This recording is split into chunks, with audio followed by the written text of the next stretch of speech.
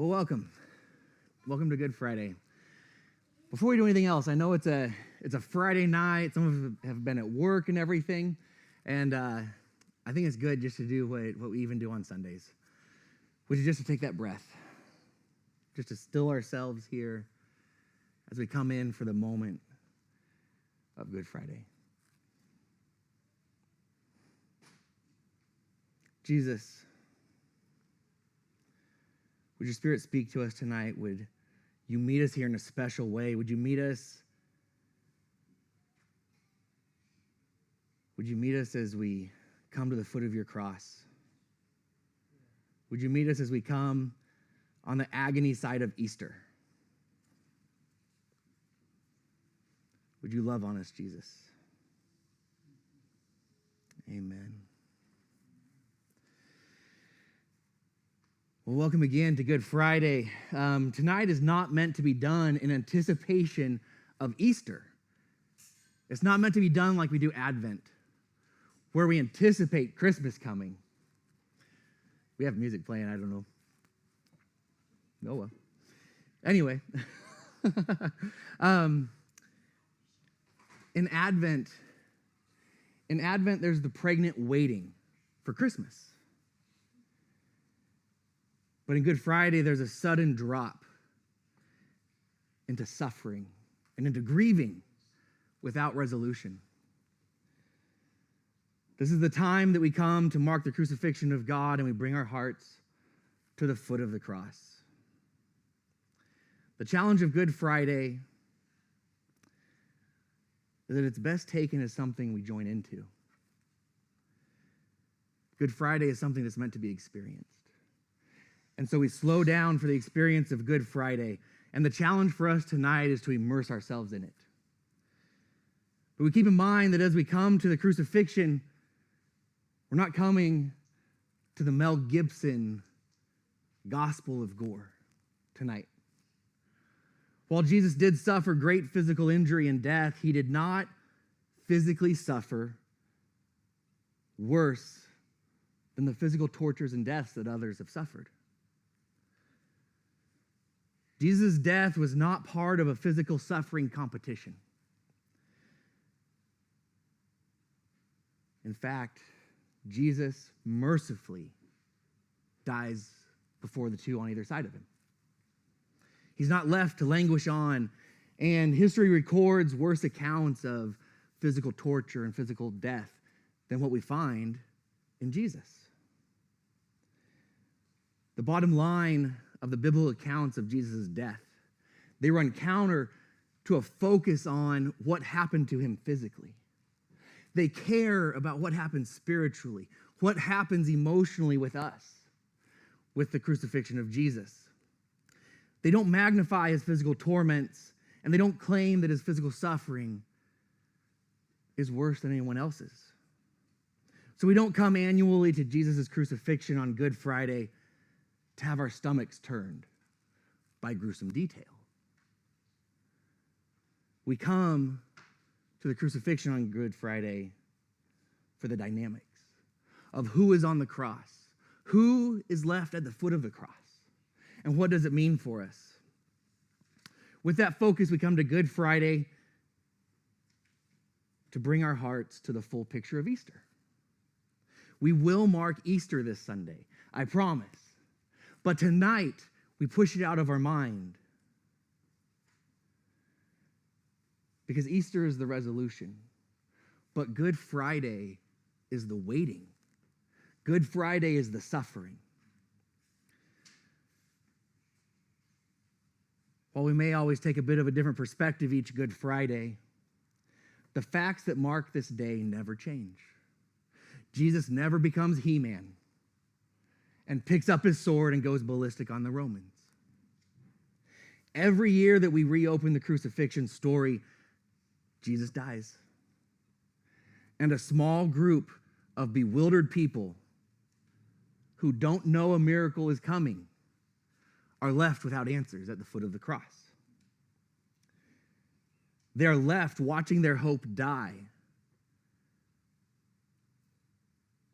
waiting without resolution, devastated, having pain, sadness, and their suffering. This year, we focus upon the invitation of Good Friday. It's an invitation to join our heart to that group of suffering people at the foot of the cross, grieving 2,000 years ago. We carry into that small huddle we carry into it our own suffering. We carry into it the places where our own hope is dying and where grief is sweeping into our lives.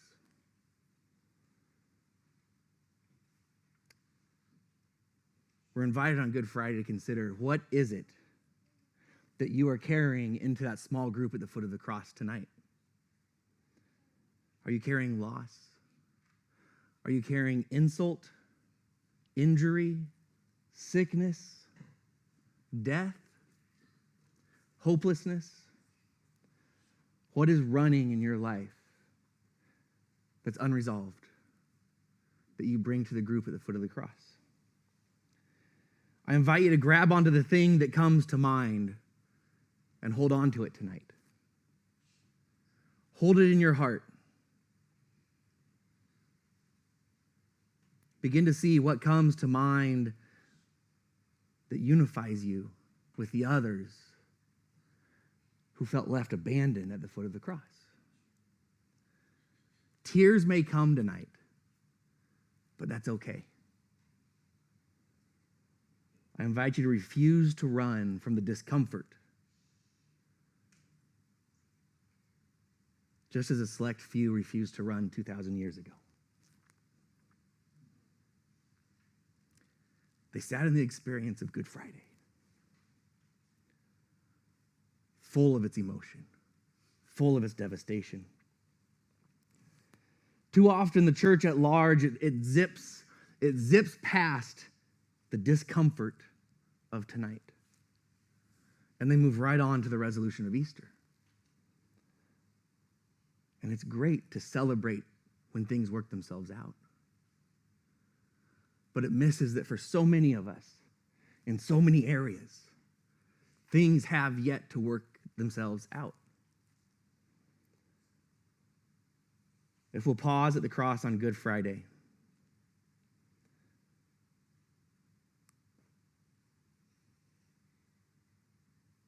we'll learn how to wait.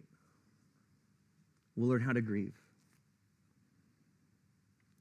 To blow by it is to steal from ourselves the chance to learn how to live half of life. It's to steal from ourselves the chance to learn how to wait well in our own agony and with others in their agony.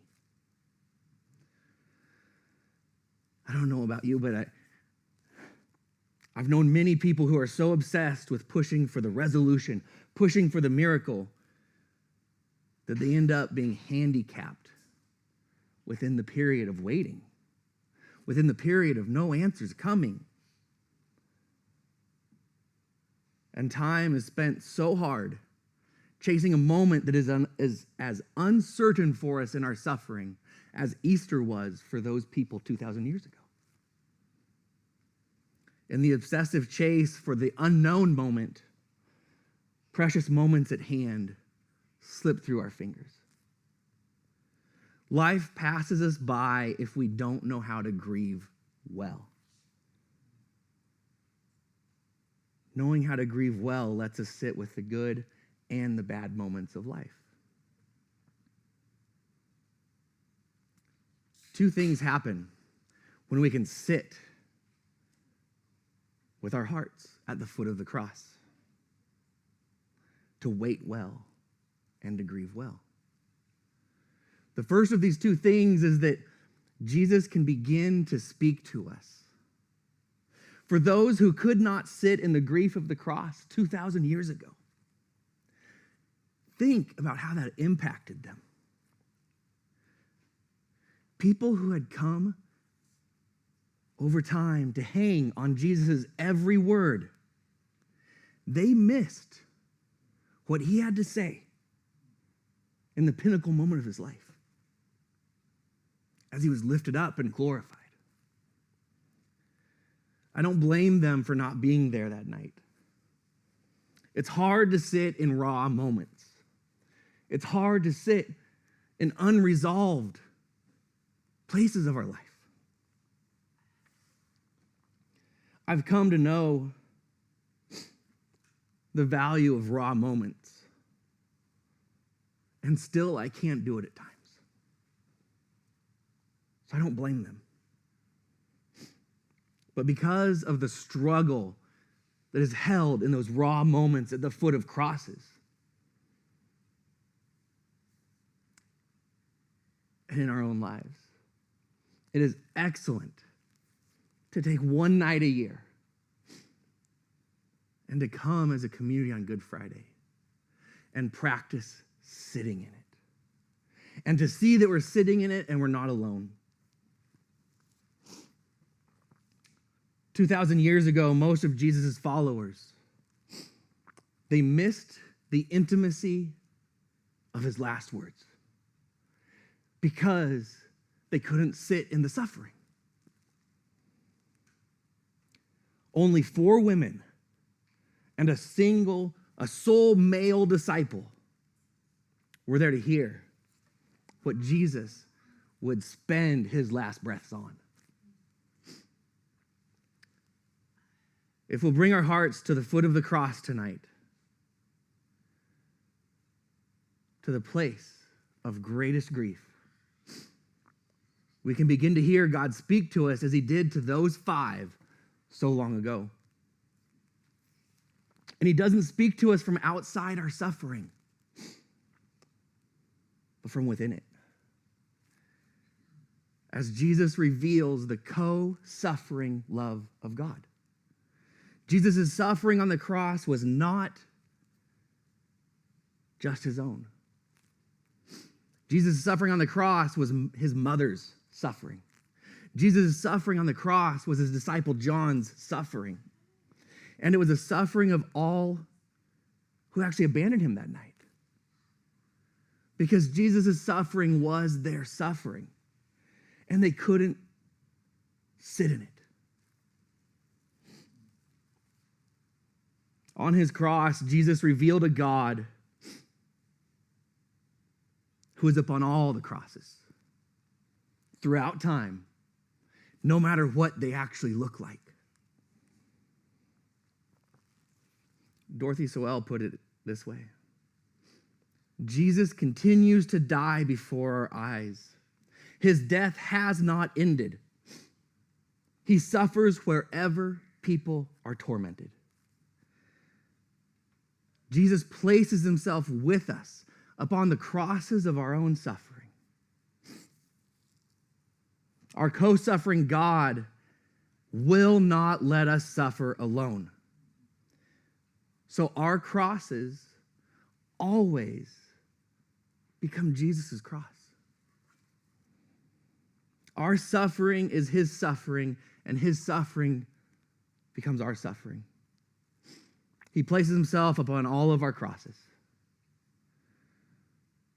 so that when we come tonight to look upon Jesus on his cross, we are simultaneously gathering at the feet of our own crosses, and we see him upon them. It is from there, ever present upon the cross, as he unifies all of our crosses into his, into the cross. Jesus is fully invested, and he speaks to us as we come together in the unified huddle of unresolved suffering and grief. And just as Jesus is upon all the crosses across time, we then rest assured that when people take the part of us that hopes, the part of us that invests time, the part of us that loves, the part of us that sees our worth. When people take even our own humanity and they crucify it, they are crucifying Jesus again. So as we come to the foot of the cross that has swallowed our crosses, if we will sit in that uncomfortable place at the base of it, we will hear Jesus speak his precious words to us from on the cross. The second thing that happens when we come to the foot of the cross is that we will find genuine community. Because as God lays bare his own heart of unconditional love, and a group of people gather in front of that unconditional love, our hearts are moved, and we begin to find allowance and safety to become honest about an entire half of our lives. It's the other half from the joy and the celebration. It's the half of the human life that is made up of suffering and weeping. At the foot of the cross, our attempts to compartmentalize, to gloss over, to deny, to outrun, or to bury the grief half of us begins to unravel at the foot of the cross. And we can become known and loved within the community at the foot of the cross for the whole person that we are, for the good and the bad. Holding in our hearts whatever may have come to mind tonight that brings you to the community at the foot of the cross. And taking these thoughts to mind that I am seeking community and I am searching to hear Jesus' words. We come to our communal event for those both here and online. And we feel the weight of tonight. This is the night of humanity's ultimate revolt. This is the night that marks the lynching of God, the death of hope, and the weight of tonight means that none of us are required to look happy. This is the day of explicit permission to get to set aside the smile that we otherwise have to work up every day when we go see people. And we get to join the others in the suffering and grief at the foot of the cross. And we look up and we consider, what do we see on the cross that makes where I am the place of grieving? We always see Jesus, but what else is it on that cross? Because whatever it is that we're grieving at the foot of the cross, that's what we will find dying on the cross. What do we see dying upon that cross that Jesus has come to suffer with? What has the world as a whole, or what has personal events, or what has someone taken from us and crucified on the cross of our life? Is it our dreams? Is it our health? Is it a loved one? It can be anything when you come to the foot of the cross. There is no wrong answer. Maybe you come with your grief tonight to the foot of the cross. And as you look up to the cross, you are shocked to see all of you on that cross. Every bit of you is on a cross right now, suffering. And it feels like the events of your life have seized your whole person and crucified it. And you are watching yourself die on the cross. And you are at the foot of it grieving. I've been there. Many have been there, each in their own way. And the temptation is great to run from the experience of the foot of the cross, and it's even greater when we look up to see what's on the cross. The temptation is great to run like many of Jesus' followers did, or to just ignore it and move on quickly to Easter. But if we will sit in the half of life that is at the foot of the cross, we can actually find that we will be made whole because we will find the other half of community. We will find the other half of God. And we will come to sit with what is actually half of ourselves. And we'll hear some of God's most precious words. Don't know what for you is grieving you at the foot of the cross, but we're going to move into worship. I invite you to let whatever that unresolved grief is bring you to experience the foot of the cross. See that Jesus has made your cross his cross. See that you have community here with you at the foot of the cross. And listen to what Jesus may say in your suffering that we would miss if we ran, that we would miss if we just fast forwarded to the celebration. So take some time as we worship to sit at the foot of the cross.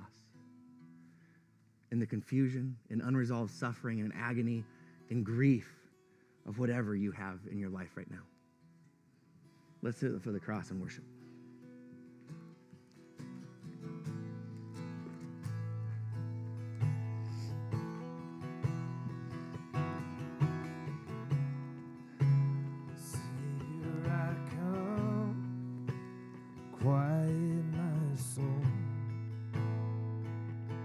Remember,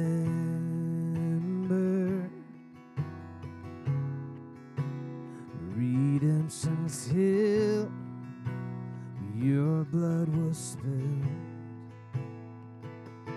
my ransom, everything I once held dear, I count it all as lost. So lead me to the cross where your love poured out. Bring me to my knees, Lord, I lay me down.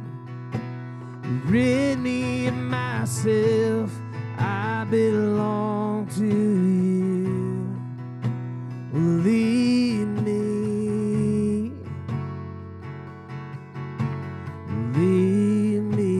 to the cross.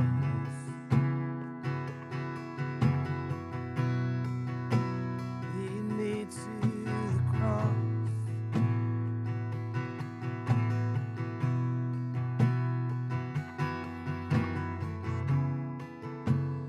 You were as I tempted and tried. Human, the Word became flesh, bore my sin and death. Now you're risen, everything I once, everything I once held dear, and I count it all as lost. So lead me to the cross where your love poured out. Bring me to my knees, Lord, I lay me down. Rid me of myself, I belong to you. Lead me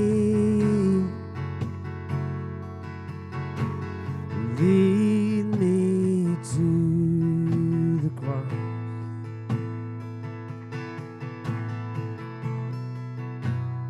Lead me to your heart.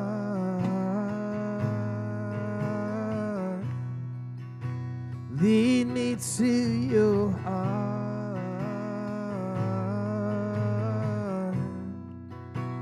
lead me to your heart.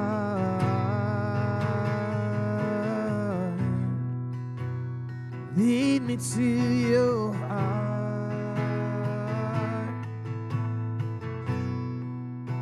So lead me to the cross where your love poured out. Bring me to my knees, Lord, I lay me down. Rid me of myself, I belong to you.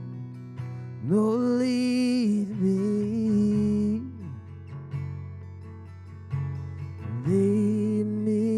to the cross.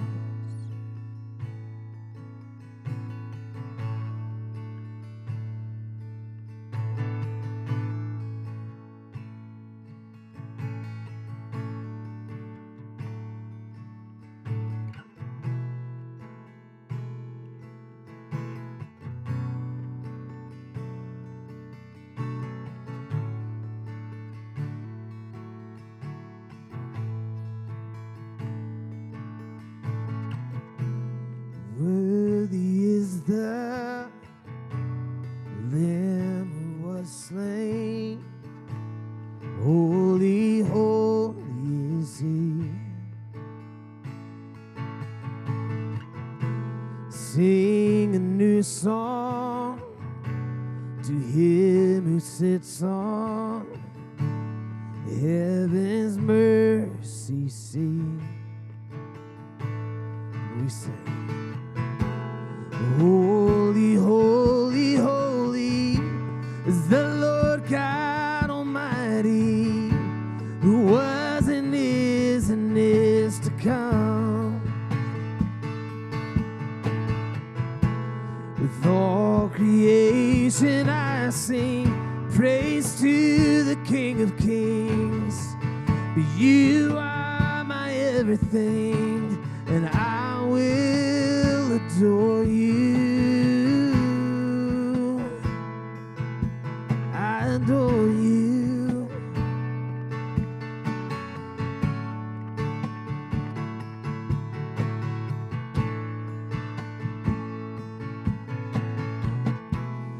Clothed in rainbows, living color, flashes of lightning, rolls of thunder. Blessing and honor, strength and glory and power be to you, the only wise King. You are holy, holy, holy, holy is the Lord God Almighty, who was and is to come. With all creation I sing praise to the King of Kings. You are my everything, and I will adore you.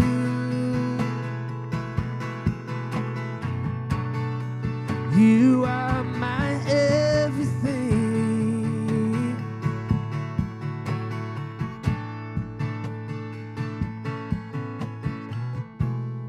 Filled with wonder, awestruck wonder at the mention of your name. But Jesus, your name is power, breath and living water. Such a marvelous mystery.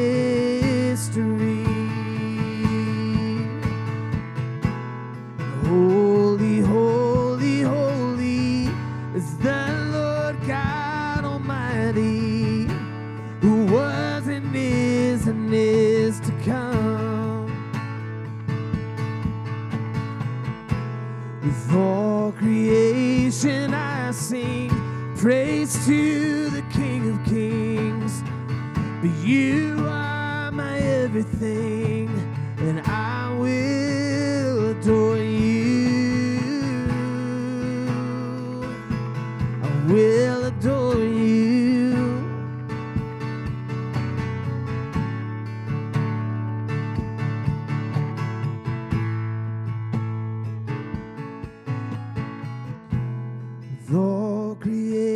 and I sing praise to the King of Kings. You are my everything, and I will adore you.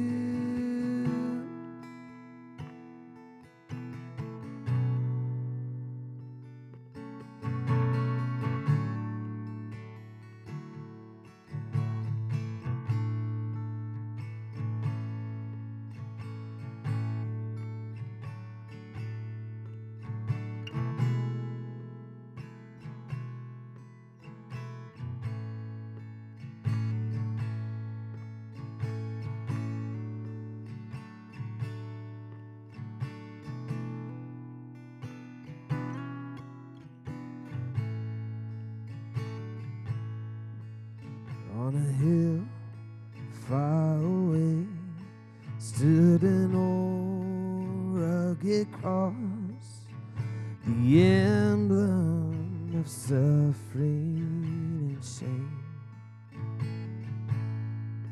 And I love that old cross, where the dearest and best for a world of lost sinners was slain.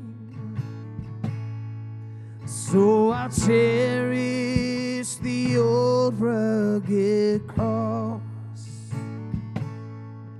till my trophies at last I lay down. I'll cling to the old rugged cross and exchange it someday for a crown. Oh, the old rugged cross, so despised by the world, has a wondrous attraction to me. For the dear Lamb of God left his glory above to bear it to dark Calvary. We sing, so I'll cherish the old rugged cross till my trophies at last I lay down. I will cling to the old rugged cross and exchange it someday for a crown.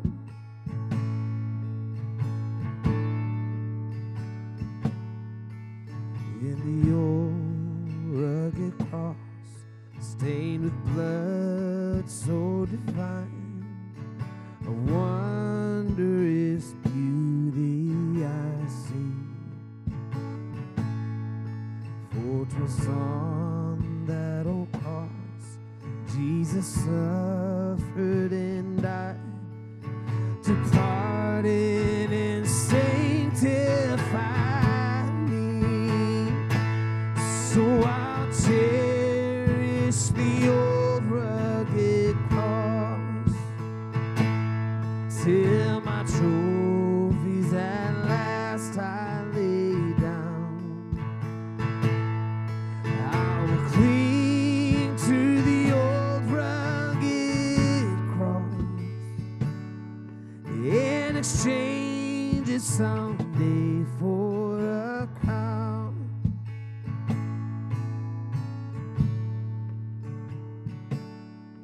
To the old rugged cross I will ever be true.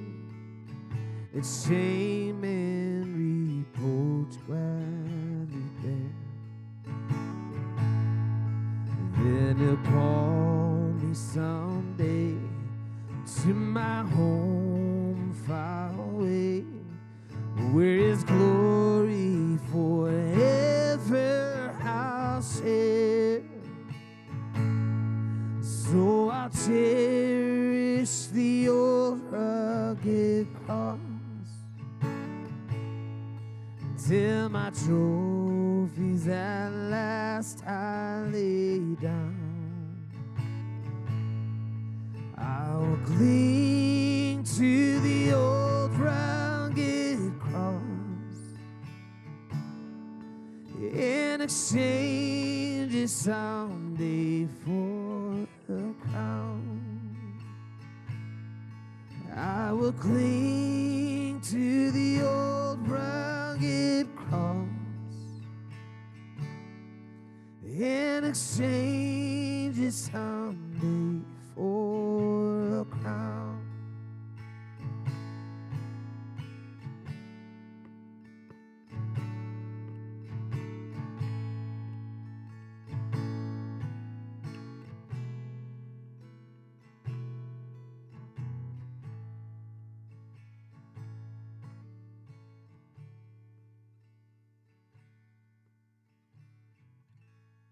I invite you to continue to keep your place at the foot of the cross with whatever suffering you've brought there, whatever unresolved grief that you carry to the foot of the cross. Remain there as we consider a few of the words Jesus spoke from his cross 2,000 years ago.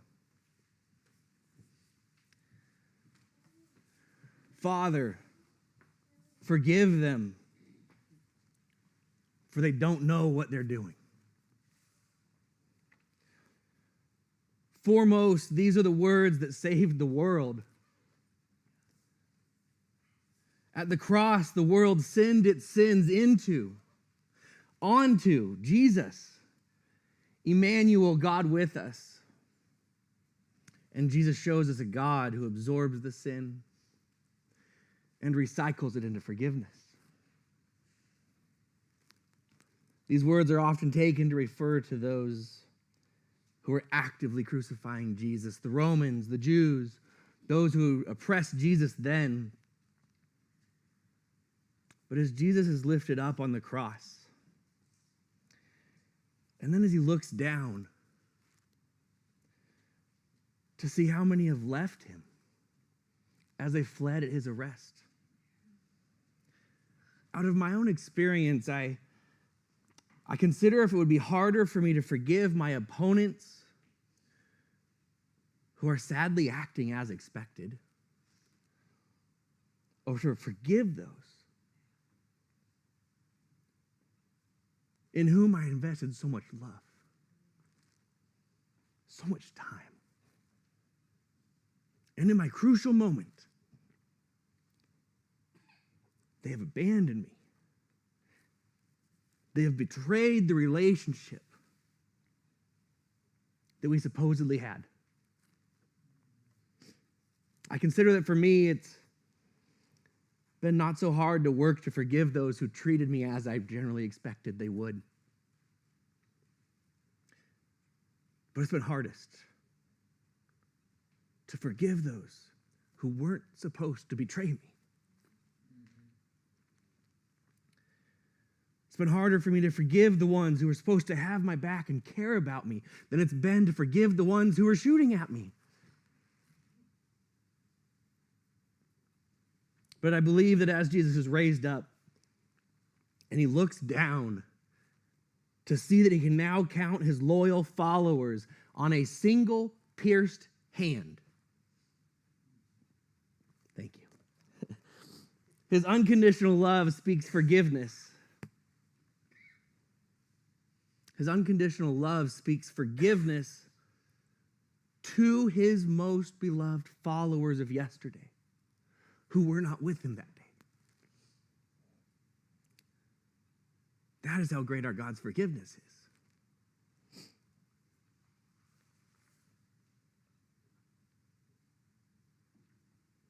So we come to it is finished. And yes, it is. Finished upon the cross are the ideas of Jesus as he was supposed to be. Finished are the ideas of Jesus as he was hoped to be. And finished are the ideas of Jesus as he was demanded to be. Jesus has come to show us the Father, and Jesus has revealed the co-suffering love of the Father for all time. And as I continue to sit at the foot of the cross and look up at the unfathomable forgiveness of God, who could forgive those who would not show up to his most crucial day,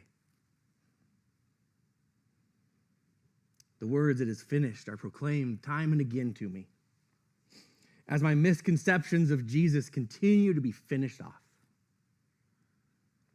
as I gaze even deeper upon the fully exposed heart of God upon the cross. Sam Wells writes that the cross makes us wonder about everything else we ever thought about God, except for one thing.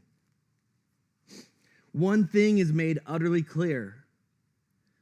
When we see the pain, when we feel the grief, when we look upon the loneliness, when we touch the wounds, when we hear the cries, we know that God will go to any lengths for us. God will never be separated from us.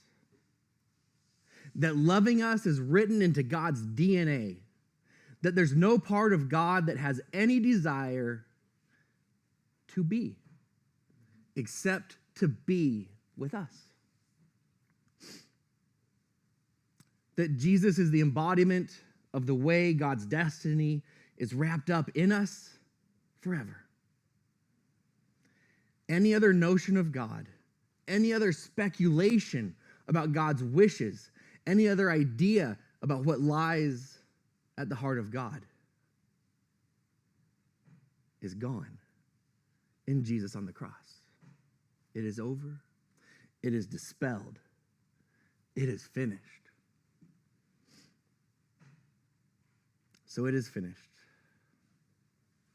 And the finish is not the miracle at the end. The finish is the completion of Jesus' revelation to us of who the Father is, fully exposing the Father upon the cross. And now, there's nothing left for Jesus to do. And so he breathes his last. I invite you, if you need to continue to sit at the foot of the cross. We're going to put some instrumental worship on after Nate plays a final song of worship. Have you come up, Nate?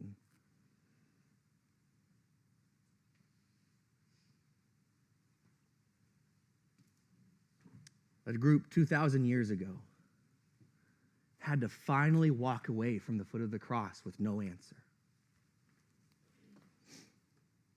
I encourage you tonight to consider what you hold at the foot of the cross, to sit in it,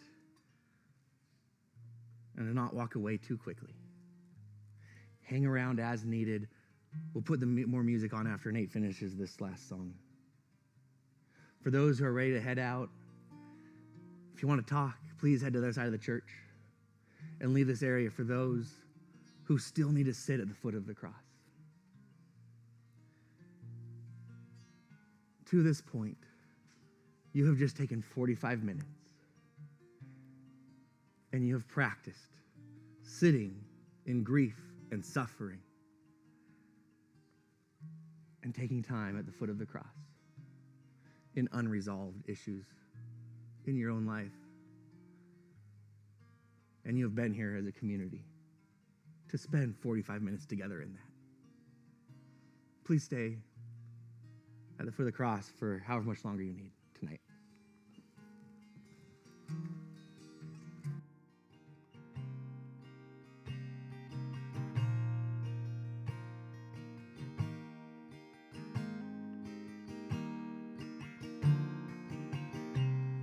For I spoke a word, you singing over me.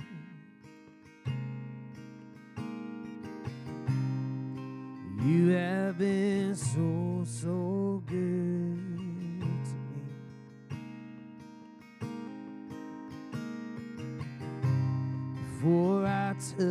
breath, you breathe your life in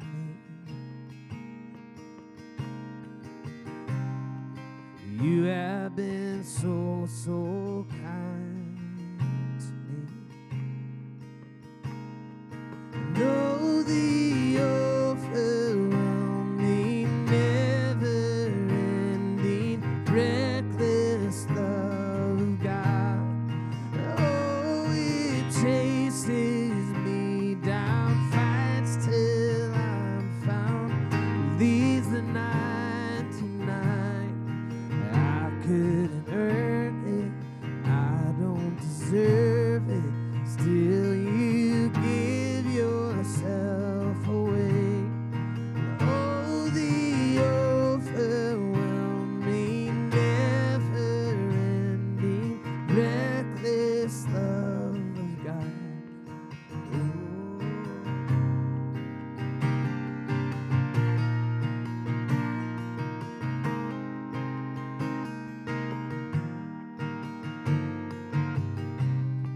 When I was your foe, still your love fought for me.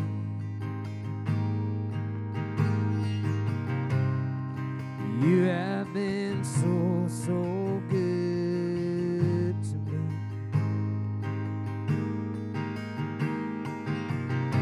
Yeah, when I felt no worth, you paid it all for me.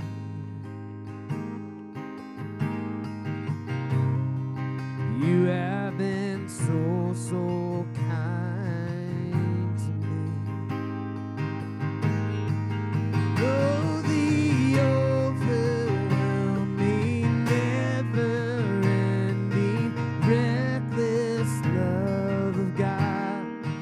Oh, it chases me down, fights till I'm found. These are 99. I couldn't earn it, I don't deserve it. Still, you give yourself away. Oh, the overwhelming, never-ending, reckless love of God.